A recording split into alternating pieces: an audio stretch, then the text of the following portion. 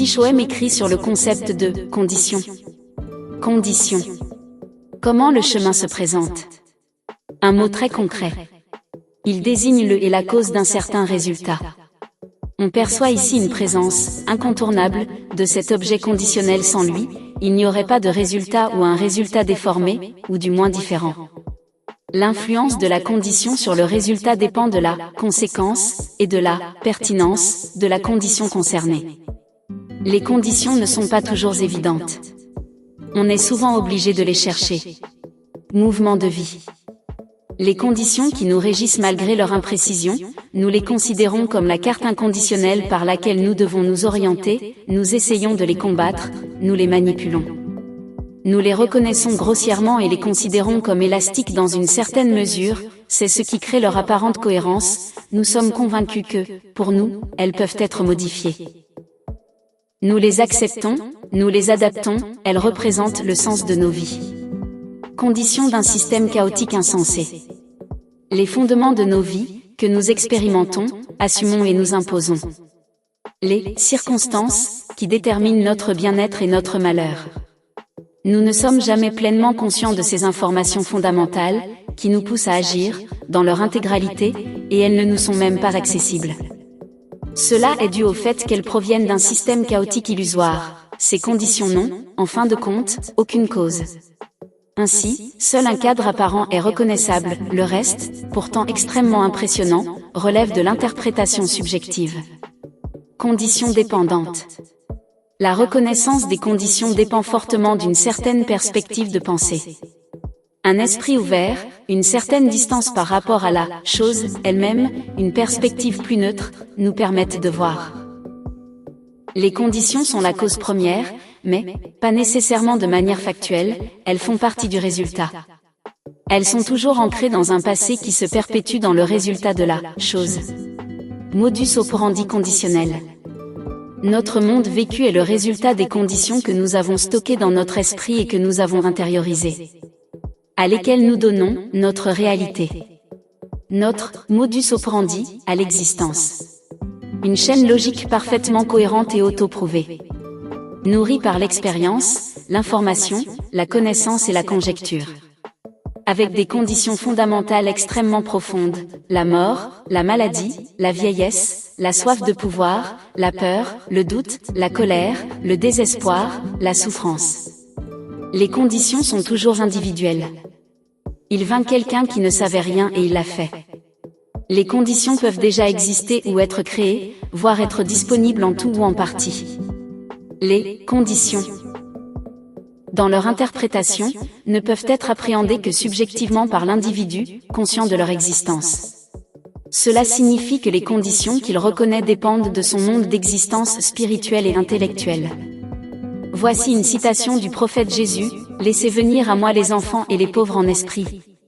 Pas seulement l'argent. » Il s'avère inévitablement que vous, en tant qu'être humain, vivez selon les conditions que vous êtes capable de reconnaître, du moins approximativement, peut-être comme une ombre. C'est certainement une déclaration formidable, impressionnante et véritablement émouvante. Ressentez-vous peut-être un léger malaise en réfléchissant un peu aux conditions que vous percevez dans votre vie? Mais ce n'est pas seulement, par exemple, la logique financière omniprésente qui apparaît inévitablement dans votre pensée.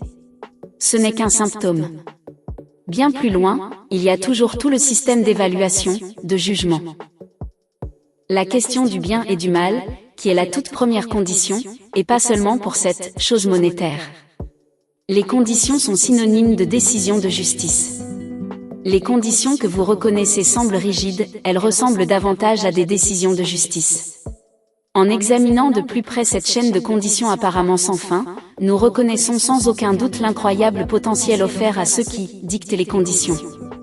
Il en va de même pour nos efforts pour échapper à ces limites, à ces chaînes, d'une manière ou d'une autre. Ce qui nous empêche de reconnaître initialement ces conditions de vie générale comme chaotiques, complètement insensées, et de nous en libérer ensuite, c'est une peur immense. Un chez-soi confortable. Car notre construction de conditions, auto-créée, est notre chez-soi. Notre chez-soi. Plus encore, c'est notre guide. Inconfortable, nous le savons, peut-être même désagréable. Mais nous connaissons notre chemin ici. Oui, nous connaissons et sentons le terrain sur lequel il nous est permis de marcher. Les limites nous sont clairement indiquées. Nous ressentons les lourdes chaînes. Pourtant, il nous est totalement impossible, par cette même construction de conditions, de reconnaître que là, dans le sacré en vérité, des conditions diamétralement opposées prévalent, et elles sont également à notre portée. Conditions autoréflexives. Ne rien reconnaître de plus que soi-même, comme condition, est donc l'une des conditions des conditions. Autoréflexives. Nos esprits, encombrés des idoles, ne voient pas que la base est causalement, absolument, différente. Nous ne le voyons plus, nos conditions nous ont rendus aveugles et sourds. Ainsi, paralysés par ces mêmes conditions, nous restons silencieux et muets, et souffrons, croyant que cette tragédie gigantesque est la seule possible. L'amour se manifeste.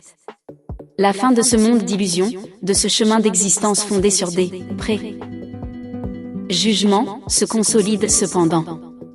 Dans le fait, croissant, qu'un nombre incalculable de personnes reconnaissent désormais puis rejettent les conditions imposées, il devient évident qu'il doit exister d'autres conditions préalables, un autre type de fondement sur lequel le monde est construit. Des conditions sacrées, pour ainsi dire, dans lesquelles nous pouvons désormais nous échapper, et cette nouvelle terre est celle de l'amour, de la vérité. La seule véritablement existante. Issue de l'amour de la création. Indication dans ce document désormais disponible. La raison pure, désormais accessible à tous, il existe de nombreux livres, textes, vidéos et livres audio, ainsi que l'intention de votre cœur, montre la voie. Une foi aveugle n'est en aucun cas nécessaire pour façonner les véritables fondements, les conditions, le rapport honnête, aimant et indulgent à soi-même, aux autres, aux animaux et à la nature, représenté par l'amour de la création dans sa forme absolue, en un nouveau soi. Pas une foi aveugle et insensée. Mais en réalité, seulement la raison claire et simple. Qu'est-ce que la raison pure? L'amour pur. Conclusion. Le monde, les univers, créés par l'amour de la création, vibrent précisément à cette vibration, à cette fréquence d'amour. Si nous nous tournons simplement vers cet amour absolu par un doux appel, en nous adressant au Saint-Esprit, comme à un communicateur, cela nous ouvrira la voie vers l'unique condition, la sainte condition de l'amour. Alignez maintenant notre vibration sur cette vibration universelle, cette fréquence éternelle et absolue de l'amour, la reprendre, car elle a toujours été nôtre, avec Dieu, qui est pur amour, tout comme nous. Si vous avez aimé ce texte et le jugez important, partagez-le avec vos amis. Aimez-le ou laissez un commentaire. Tichwem a écrit plusieurs livres. Visitez également le site web www.wolfworth.de. Nous vous souhaitons un excellent séjour.